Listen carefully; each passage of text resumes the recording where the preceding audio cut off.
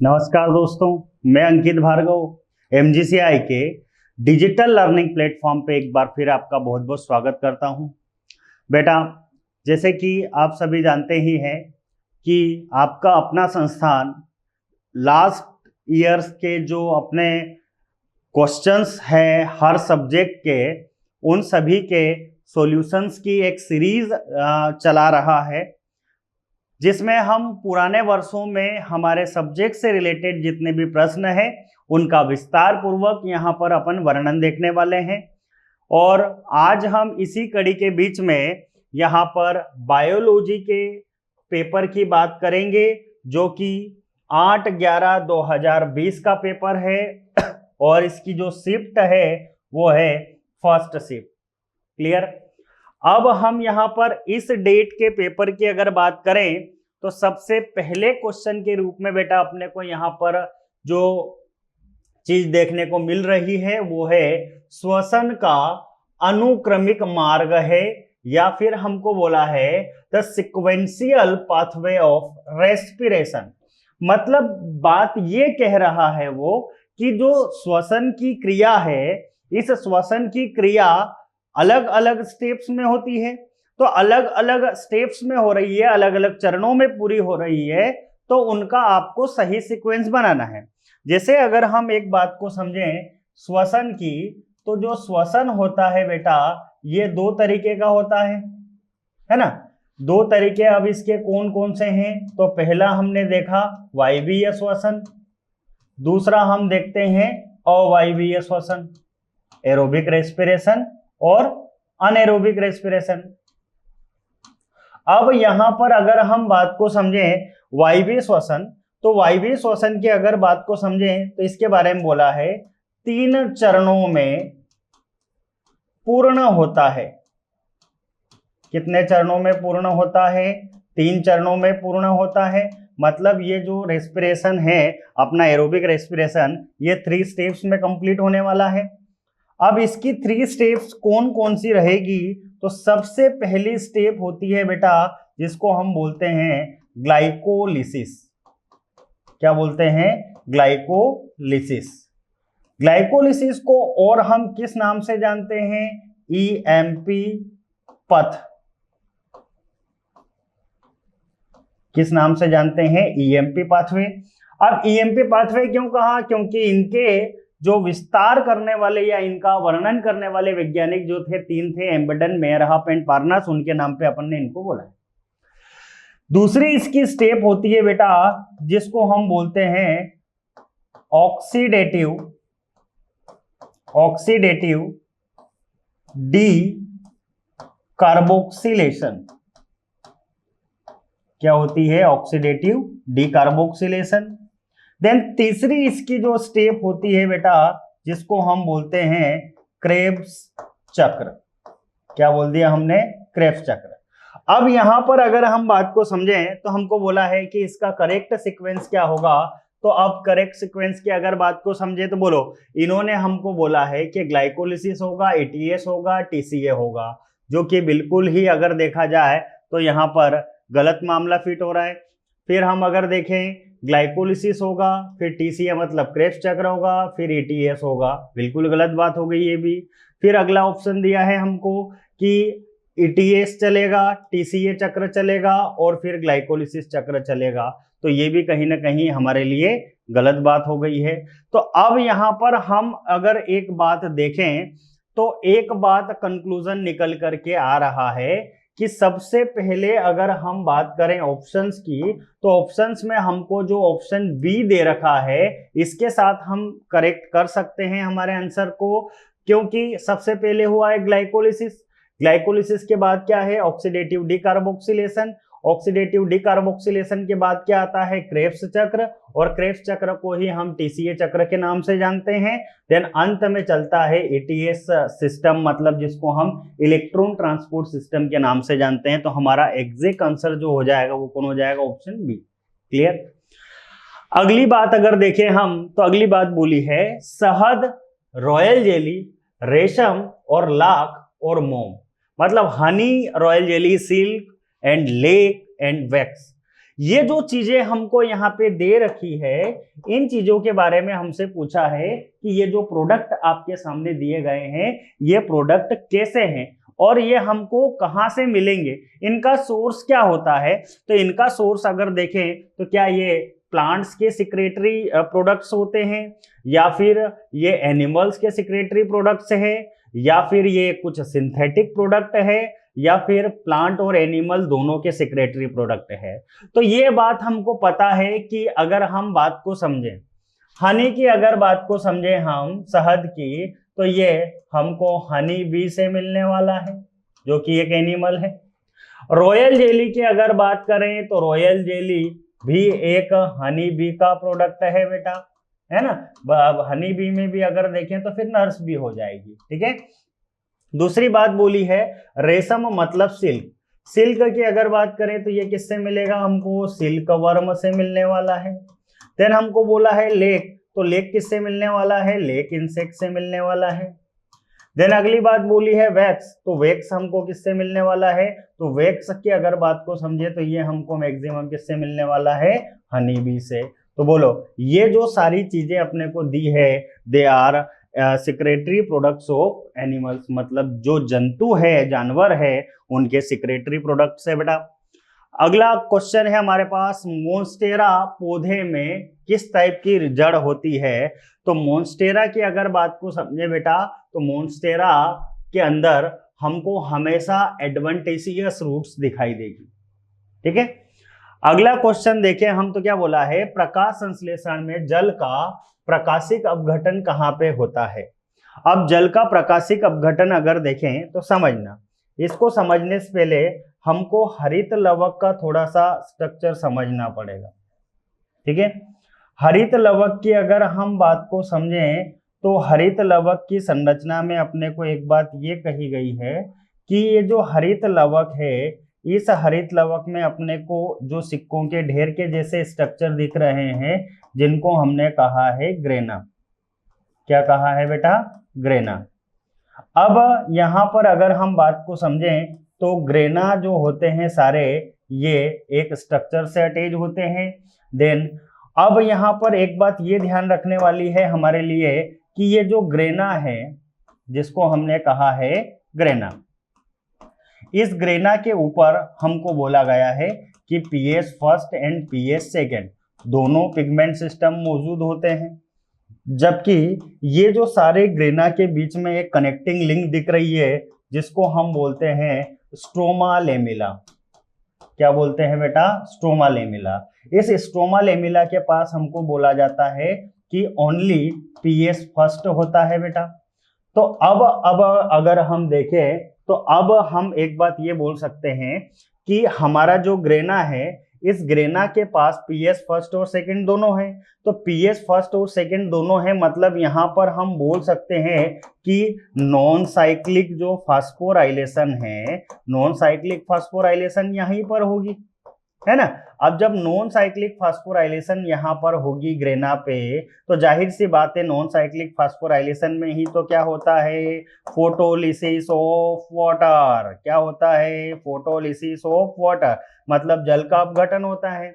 अब हम हमारे ऑप्शन के हिसाब से अगर चले तो हमको बोला है थाइलेकोइड की बाहरी झिल्ली पे होगा, या क्लोरोप्लास्ट के ग्रेना लेमिला में होगा, या थाइलेकोइड की झिल्ली आंतरिक झिल्ली के हिस्से में होगा, या क्लोरोप्लास्ट के स्ट्रोमा लेमिला में होगा।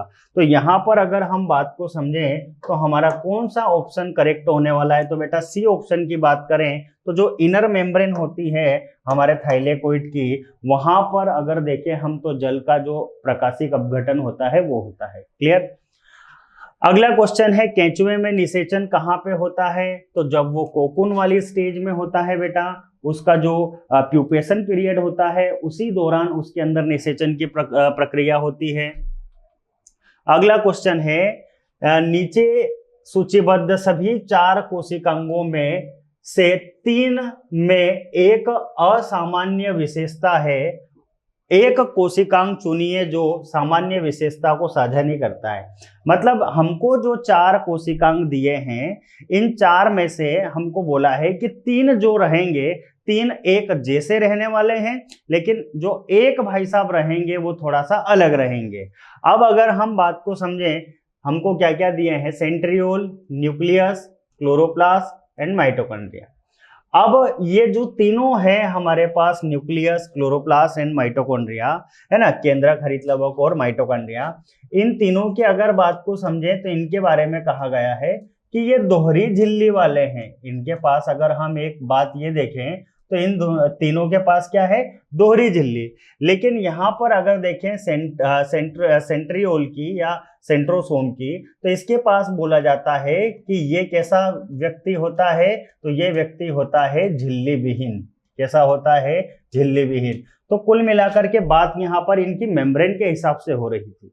किसके हिसाब से बेटा, मेम्ब्रेन के हिसाब से। तो क्लियरली बात हो गई कि तीन लोगों के पास तो डबल लेयर है, लेकिन एक व्यक्ति के पास एक भी नहीं। ठीक है, अगला क्वेश्चन है हमारे पास, कोग्लुबेट ग्रंथि और मशरूम ग्रंथि निम्न में से की प्रजनन प्रणाली से संबंधित है।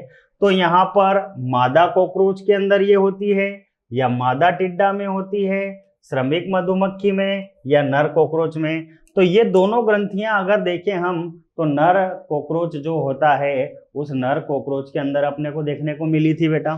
ठीक है, आपको मैंने एक ट्रिक भी बताई थी नर कॉकरोच के प्रजनन तंत्र को याद रखने के लिए, व्रसु, समसु, फेल है। ठीक है, अब इस ट्रिक के माध्यम से हमने प्रजनन तंत्र के सारे भाग याद रखे थे। हमने वृषण कहा था, हमने शुक्र वाहिनी कहा था, हमने स्खलन नलिका कहा था,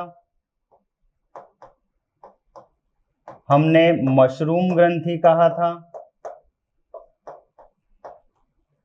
हमने शुक्राशय कहा था, और हमने फैलिक ग्रंथि कहा था। और अब इस फैलिक ग्रंथि की अगर बात को समझे तो इसी को हमने क्या बोला है, कोग्लोबेट ग्रंथि। क्या बोला है, कोग्लोबेट ग्रंथि। अब यहां पर ये बात जो हमने कही है, तो अगर देखें मशरूम ग्रंथि और फैलिक ग्रंथि या कोग्लोबेट ग्रंथि, ये दोनों अपने को किस में देखने को मिली, नर में। ठीक है, तो इस तरीके से क्वेश्चंस को थोड़ा सा अपने को कैच करना है। अगला क्वेश्चन है, capital R small R capital T small T का विसंयोजन कोशिका विभाजन की किस अवस्था में दिखाई देगा।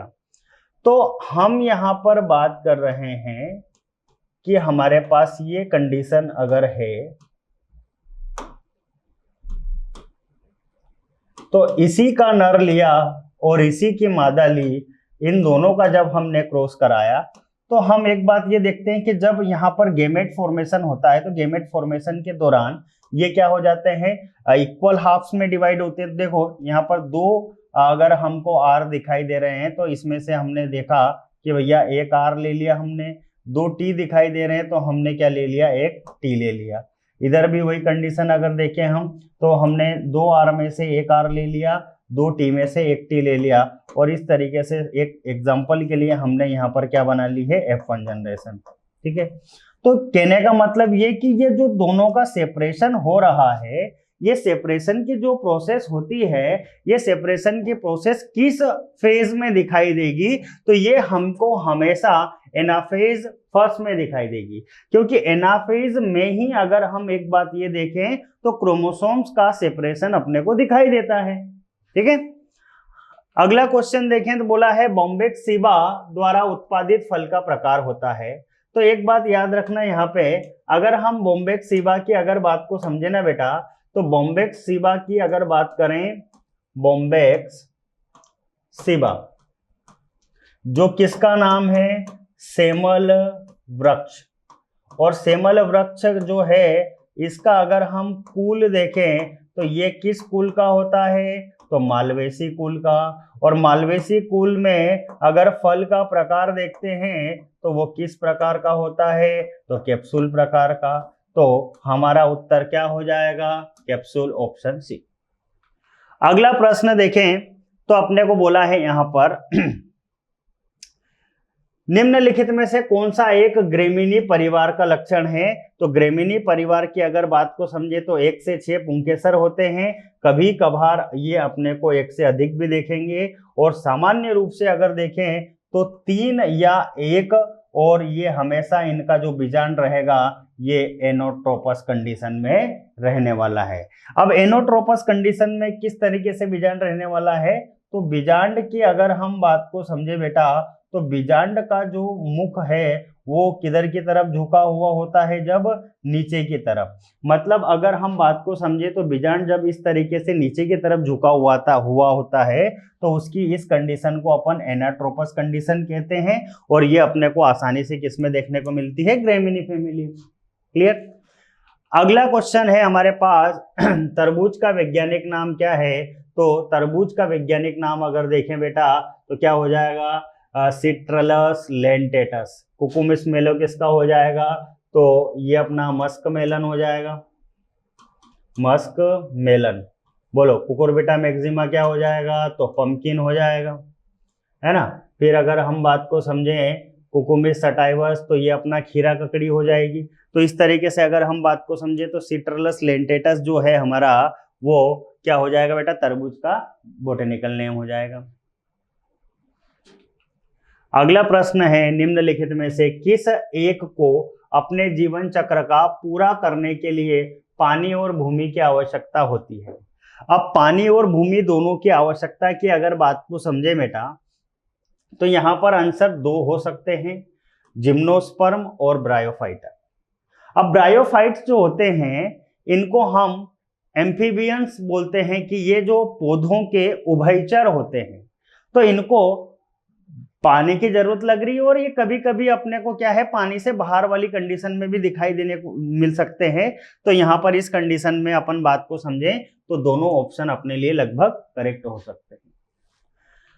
अगला क्वेश्चन है, पादप सुंदरी जिसको हम हेरिटेरिया फॉर्म बोलते हैं, और गर्जन जिसको हम राइजोफोरा एपिकुलाटा कहते हैं, जो सुंदरवन में पाए जाते हैं। इन पौधों में विशेष जड़ें होती है जो ऋण गुरुत्वानुवर्ती होती है, और उन जड़ों को क्या कहते हैं? तो इन जड़ों को अपन ने श्वसन मूल कहा था, कि अगर कोई पौधा क्या है कि जल भराव की स्थिति में है, कहां पर लगा हुआ है? जल भराव की स्थिति में। अब जल भराव की स्थिति में जब वो लगा हुआ है, तो जल भराव की स्थिति में जड़ें उसकी जमीन के अंदर भले ही है, लेकिन एक बात ये होगी कि उन जड़ों को जब श्वसन करना होगा तो वो जड़ें क्या करेगी बेटा? कुछ समय पश्चात भूमि से बाहर आएगी और क्या करेगी? श्वसन की क्रिया करेगी, और इनको श्वसन करने के लिए इन जड़ों के शीर्ष भाग पर एक विशेष रंध्र होता है जिसको हम बोलते हैं न्यूमेथोड्स। क्या बोल देते हैं बेटा? न्यूमेथोड्स, है ना। और या फिर हम यूं बोल सकते हैं कि ये जड़ हो क्या? तो इस जड़ को हम बोल सकते हैं श्वसन मूल। क्या बोल सकते हैं? श्वसन मूल। क्लियर? अगला क्वेश्चन अगर देखें हम, तो बोला है क्रोमोसोम पर उपस्थित प्राथमिक संकुचन को क्या कहते हैं? तो समझना बात को, अगर हम यहाँ पर एक क्रोमोसोम का स्ट्रक्चर देखें तो क्रोमोसोम के स्ट्रक्चर में हमने एक बात ये देखी थी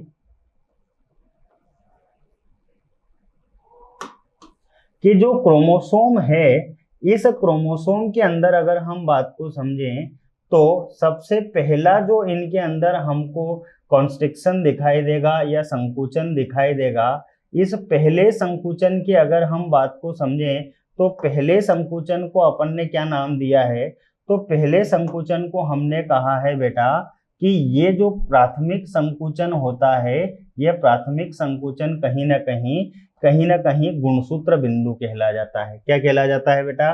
गुणसूत्र बिंदु। क्या कहा हमने इसको? गुणसूत्र बिंदु। और इस गुणसूत्र बिंदु को ही हमने क्या नाम दिया है? और तो सेंट्रोमियर। क्या नाम दिया है? सेंट्रोमियर। क्लियर है? अगला क्वेश्चन हम देखें तो क्या बोला है, निम्न में से कौन सा कीट है जो धान के फूल से रस चूसता है? तो धान के फूल से रस चूसने का काम हमेशा कौन करता है बेटा? गंधी बग। कौन करता है? गंधी बग। गंधी बग की अगर हम बात को समझें तो जो गंधी बग होता है इस गंधी बग का अगर हम वैज्ञानिक नाम देखें तो क्या हो जाएगा बेटा, लेप्टोकोरिसा स्पीसीज। क्या हो जाएगा, लेप्टोकोरिसा स्पीसीज। अगला क्वेश्चन है हमारे पास, निम्नलिखित में से जो अपने को यहाँ पर ये जो एक डायग्राम दिया गया है, इस डायग्राम में जो पत्तियों के निकलने का क्रम दिया गया है, बोला है कि निम्न में से ऐसा आपको किस पौधे में दिखाई देगा। देखो सरसों की पत्तियां अपन ने देख रखी है, इस तरीके से होती ही नहीं है ना। अल्स्टोनिया की अगर बात करें, ये अपन ने आज तक देखा ही नहीं है। लेकिन चाइना रोज की पत्तियां हमने देखी है, तो बोलो ना तो सरसों हो सकता है ना चाइना रोज हो सकता है। अल्स्टोनिया की बात करें तो अल्स्टोनिया की पत्तियां इस तरीके से नॉर्मल तो हो नहीं सकती है, तो फिर अपने पास जो ऑप्शन रहेगा वो कौन है, गुआवा, क्योंकि गुआवा की पत्तियां इसी तरीके से होती है और अपन ने देखी रखी है बेटा। अगला प्रश्न है हमारे पास, एक्सिनोम में लेम अक्ष लंबे अक्ष के समानांतर चल रही है, कुछ संख्यात में सूक्ष्म नलिकाएं होती है, एक एक्सिनोम में उपस्थित सूक्ष्म नलिकाओं की संख्या होती है। अब यहां पर ये जो संरचना हमको बताई गई है, फ्लैजिला की आंतरिक संरचना, जो एक फ्लैजिला है उस फ्लैजिला की अपने को आंतरिक संरचना की बात कही गई है। अब इस फ्लैजिला की आंतरिक संरचना की अगर हम बात को समझे बेटा, तो एक फ्लैजिला को हमने थोड़ा सा क्या है कि अगर देखा जाए तो फ्लैजिला इस तरीके से लंबा था बेटा, आपने उसको एक पोर्शन उसका कट किया, देन हम इस वाले पोर्शन की ओर से उसका स्टडी कर रहे हैं। अब इस वाले पोर्शन की ओर से स्टडी कर रहे हैं तो हम क्या देखते हैं कि इनमें हमको 9 जोड़ी प्रोटीन के अणु दिखाई देते हैं। परिधि पर कितने जोड़ी दिखाई दे रहे हैं, 9 जोड़ी।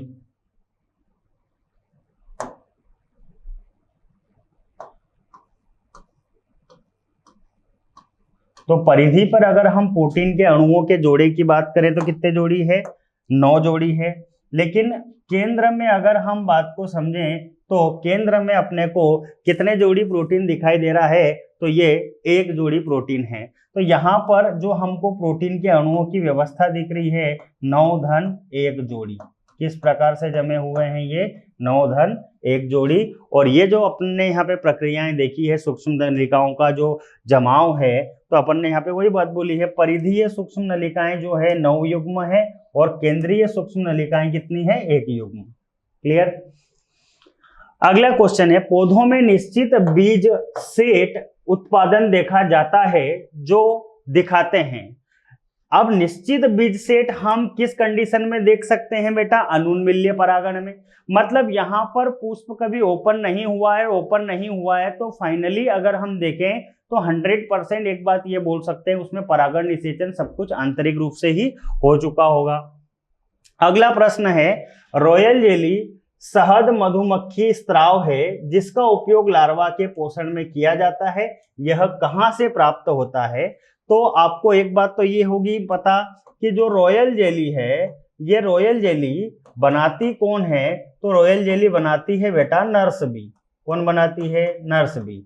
किस भाग से बनाती है, तो आपको ये भी पता होगा, हाइपोफेरेंजियल जो ग्रंथि है इनकी, कौन सी ग्रंथि है, हाइपोफेरेंजियल ग्रंथि से, है ना। अब हाइपोफेरेंजियल ग्रंथि से बनाती है और हमसे यहाँ पर वही बात पूछी है, तो बोलो यहाँ पर अगर पूछा जाए तो किसके द्वारा बनाया जाता है, सैलिवरी ग्लैंड ऑफ वर्कर। मतलब यहाँ पर अगर देखें तो जो कार्यकर्ता है उनकी लार ग्रंथियों से बनाई जाएगी। अगला है, मोलस्का संघ की पहचान कीजिए जो पौधों पर हमला करता है। पौधों पर हमला करता है मतलब पौधों के पत्ते वगैरह खाना पसंद करेगा, तो वो कौन होते हैं बेटा, घोंगे, जो अपने को क्या है पानी में भी और पानी के बाहर दोनों कंडीशन में देखने को मिल सकते हैं। बाकी ये जो सभी सदस्य दिख रहे हैं आपको, ये मोलस्का संघ के सदस्य है। और मोलस्का संघ के सदस्य होने के साथ साथ हम एक बात ये बोल सकते हैं कि ये हमेशा कैसे होते हैं, समुद्री। कैसे जीव है ये, समुद्री जीव है। क्लियर।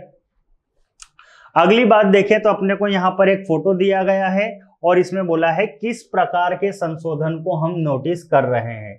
तो यहाँ पर जो हमको ये टेंड्रिल दिखाई दे रहा है, इस टेंड्रिल की अगर बात को समझें तो इस टेंड्रिल के बारे में अगर देखें, या फिर यहाँ पर हमको एक और फोटो दिया है बोगनविलिया का जिसमें कांटा बन गया है, तो ये बोला है इन्होंने कि या तो आप प्रतान की बात करें जिसको आप बोल रहे हैं टेंड्रिल, ठीक है। दूसरी आप बात कर रहे हैं कांटे की, ठीक है, जिसको आप बोल रहे हैं स्पाइन, ठीक है। इन दोनों की अगर बात को समझे बेटा तो ये किसके रूपांतरण है, तो ये है कक्षस्थ कलिका के रूपांतरण। किसके रूपांतरण है, कक्षस्थ कलिका के रूपांतरण है। अगर हम टेंड्रिल की स्पेशल बात करें तो ये स्टेम टेंड्रिल में, क्लियर है। तो यहां पर ये किसका रूपांतरण है, तो कक्षस्थ कलिका का रूपांतरण है।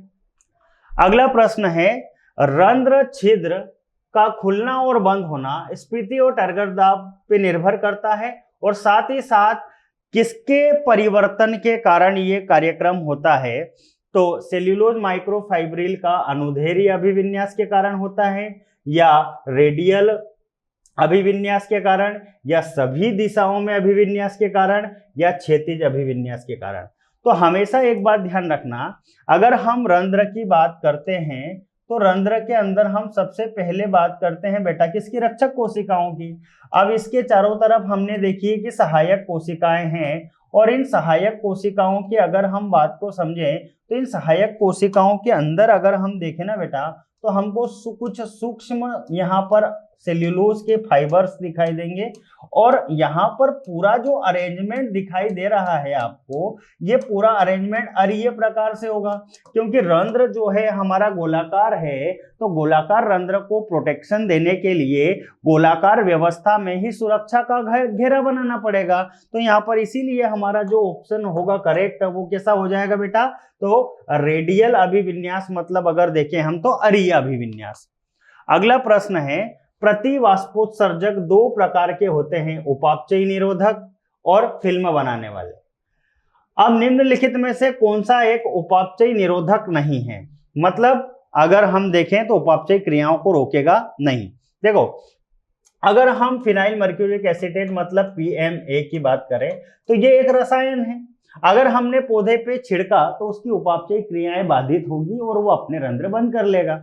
देन आया है एब्सिसिक एसिड, ये पौधे को क्या है, स्ट्रेस कंडीशन में ले आएगा, तो उसकी उपापचयी क्रियाएं बंद होगी, तो अपने आप रंध्र बंद हो जाएंगे।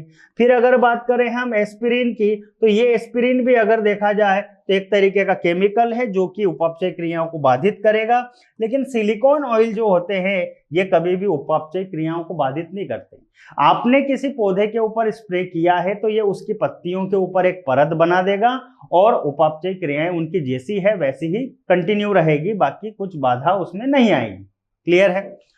अगला प्रश्न देखें हम, तो बोला है निम्नलिखित में से किस संकर में 50% हेट्रोजाइगस या विषम युग्मजीय जीन उत्पादित होते हैं। अब यहाँ पर इस तरीके के प्रश्न में हमेशा अपन एक बात ये याद रखा करो, आपने क्या बोल दिया, 50% हेट्रोजाइगस पौधे निकालना है। अब अपने पास ऑप्शन है, सभी से निकाल के देख लेते हैं अपना क्या जा रहा है। अपन को बोला गया है कि capital R small R, capital R small R, समझना बात को, ये कैपिटल आर ये स्मॉल आर, ठीक है, ये कैपिटल आर ये स्मॉल आर, पहला ऑप्शन ही उठाया हमने। कैपिटल आर का कैपिटल आर के साथ क्रॉस कराया, दोनों कैपिटल कैपिटल, कैपिटल आर का स्मॉल आर के साथ तो कैपिटल स्मॉल, कैपिटल का स्मॉल के साथ तो कैपिटल स्मॉल, और अगर बात करें स्मॉल का स्मॉल के साथ तो दोनों स्मॉल स्मॉल।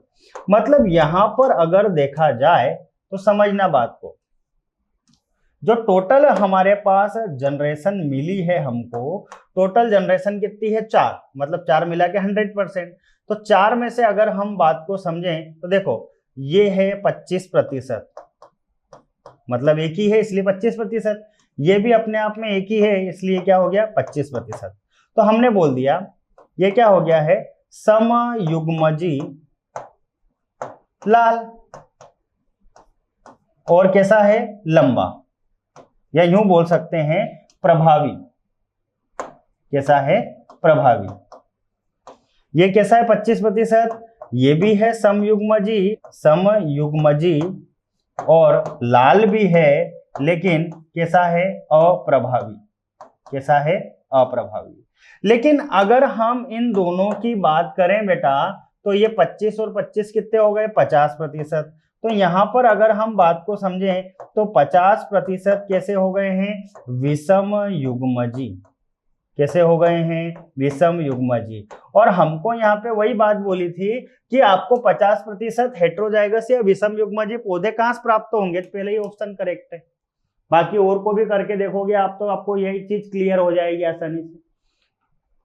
और इसी के साथ हमने हमारा एक और पेपर कंप्लीट किया, और इस पेपर में उम्मीद करता हूं आपके बहुत सारे डाउट क्लियर हुए होंगे। लेकिन फिर भी आपको किसी प्रकार की कोई समस्या आती है बेटा तो आप संपर्क कर सकते हैं। जय हिंद, जय भारत।